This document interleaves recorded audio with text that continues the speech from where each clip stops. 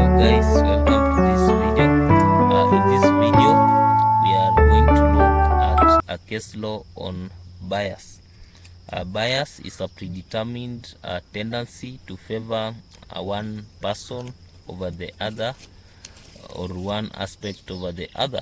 So it is actually in bias we see trends towards a favoritism and not actually based upon the right things, or irrelevantly things that make one to favor one party over the other. So the case that we're going to look at is the case of Metropolitan Properties Limited versus Lannon that took place in 1968. In this case, the court said that in considering, so first of all, let us note that this case law looks at the likelihood of bias. So the court said that in considering if there is real likelihood of bias, the court does not look at the mind of the justice himself or at the mind of the chairman of the tribunal who sits in a judicial or a quasi-judicial capacity.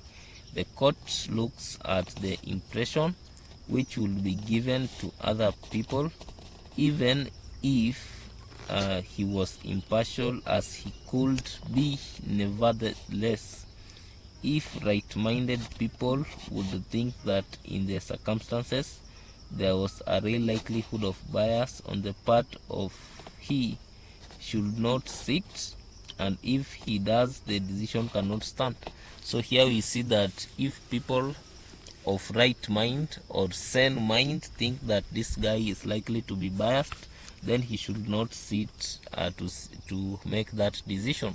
So the standard here is human judgment and human understanding, because if human beings decide that something is not right, or there will be likelihood to get bias unanimously, then it means that that point is valid based on human experience. Surmises or conjecture is not enough. There must be circumstances from which a reasonable man will think it likely or probable that it will be or do favor one side, and the judgment will act unfairly. So we have to note that in this case we are talking about real likelihood of bias, but we are also looking at principles of natural justice, because we are talking about things which come from reason, principles that become intelligible to man by use of reason.